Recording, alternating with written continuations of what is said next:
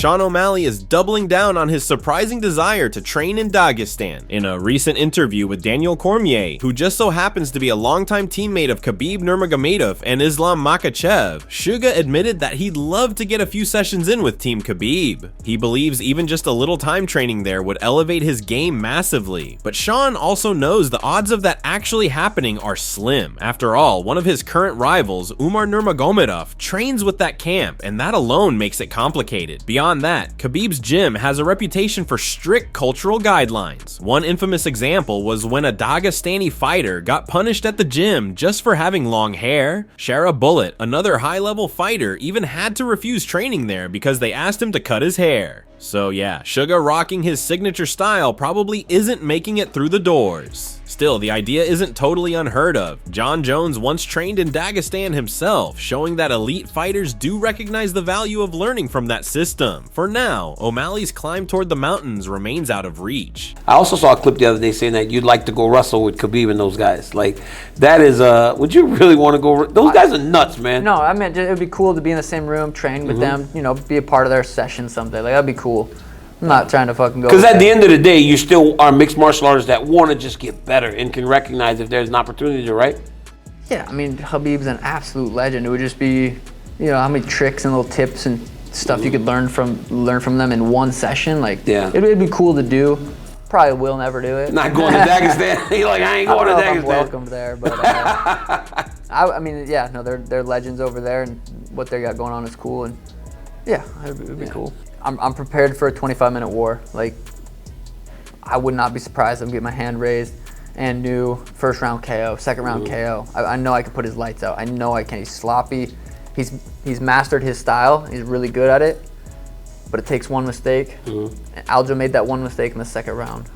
Jamahal Hill is locked in ahead of his upcoming clash with Khalil Rountree and sees it as his ticket back into the title picture. This isn't just another fight. With the UFC touching down in Azerbaijan, the entire Caucasus will be tuned in. Hill also shared a past interaction with Rountree at the gym, hinting that there's a bit of history between them and now it's time to settle it in the octagon. But this fight is just the beginning of what Hill hopes will be a redemption run. He's got unfinished business with the top dogs in the division. The former champ is itching to avenge his losses to Alex Pereira and Yuri Prochazka and ultimately get his shot at the current champ Magomed Ankalaev. Pereira and Ankalaev are reportedly set to rematch in the coming months, but the road to that fight has been strange. Rumors, delays, and unclear timelines have surrounded the matchup. For Hill, that uncertainty is fuel. He knows that a dominant win over Rountree not only puts his name back in the mix, but also gives him the momentum to crash the party when things at the top finally shake out. However, sweet dreams might have to stand in line, as there's another man who's itching for a title fight, Yuri Prochazka. He was reportedly offered a shot at the champ, but had to turn it down due to his university exams.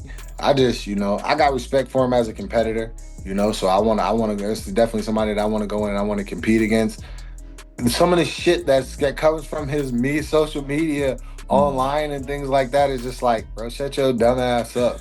Alex, Yuri, Magomed, rank those three opponents, which one you would like the most, which one you would like the least in the future? I want them all. I want them all equally. Pause.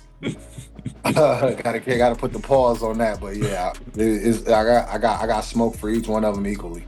As far as personally, like I said, like even with the whole thing with Khalil, like the interaction with Khalil, I mean, I don't know him. We haven't talked, we haven't spoken, we haven't had, you know what I'm saying? So, and anytime I've seen him like at the PI or anything like that, he's never said anything to me. He's never done nothing. So I believe it puts me right back on track in the title shot conversation. You know, with some weird things going on at the top. You know, Pereira's making adjustments to his game to try to make sure that he can deal with Ankalaev. Russian MMA fighter Ivan Shtirkov, a teammate of Khamzat Chimaev, has stirred the pot with his recent comments about Khamzat's scheduled clash with Dricus Du Plessis. When asked about the fight, Shtirkov didn't offer much optimism. Instead, he hinted at serious doubts about whether Khamzat will even make it to the cage. He questioned not just the outcome, but whether the undefeated Chechen will come out healthy, or perhaps even pull out entirely. These remarks, especially coming from someone so close to Khamzat, quickly spread across Russian MMA media and sparked a wave of speculation that Borz might be out of the title fight. A few days earlier, Khamzat's other teammate, UFC lightweight contender Arman Tsarukyan, also commented on Chechen's performance dips. He explained that Khamzat's tendency to slow down in fights isn't due to poor cardio, but rather poor preparation, most notably brutal weight cuts that leave him drained. Arman's tone seemed more analytical, but Shtyrkov's comments painted a far more concerning picture. This past year has been a roller coaster for Khamzat's health. Fans will remember how he had to pull out of the Robert Whittaker fight due to being poisoned during training camp, a bizarre and frightening chapter. And now, just when it looked like things were finally lining up for him to compete for gold, clouds of uncertainty are forming once again. Nothing is official yet, but with Khamzat's team casting shadows on his readiness, it's fair to say there's real concern surrounding his status for the DDP fight.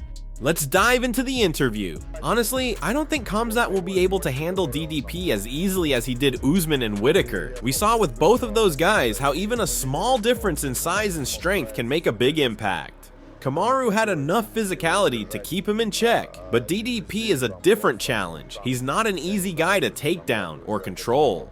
He knows how to manage the cage, wrestle well, defend solidly, and he's physically very strong with excellent cardio. He's a freaking tank.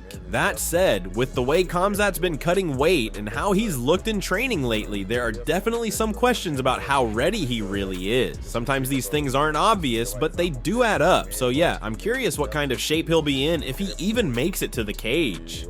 If Khamzat were to actually pull out of the fight, Nassourdine Imavov has already been confirmed as the official backup and is ready to step in. The UFC has officially lined him up as the backup fighter for UFC 319.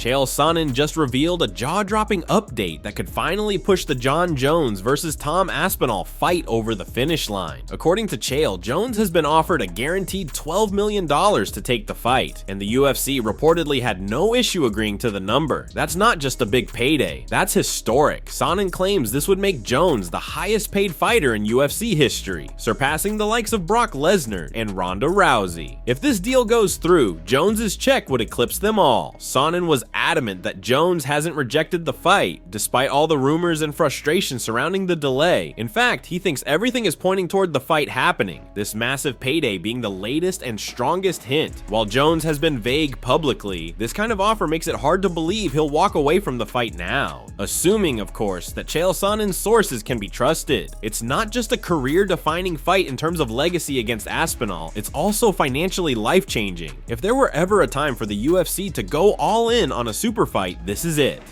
That's it from MMA Psycho. Thanks for watching. Don't forget to leave a like and subscribe for daily MMA news.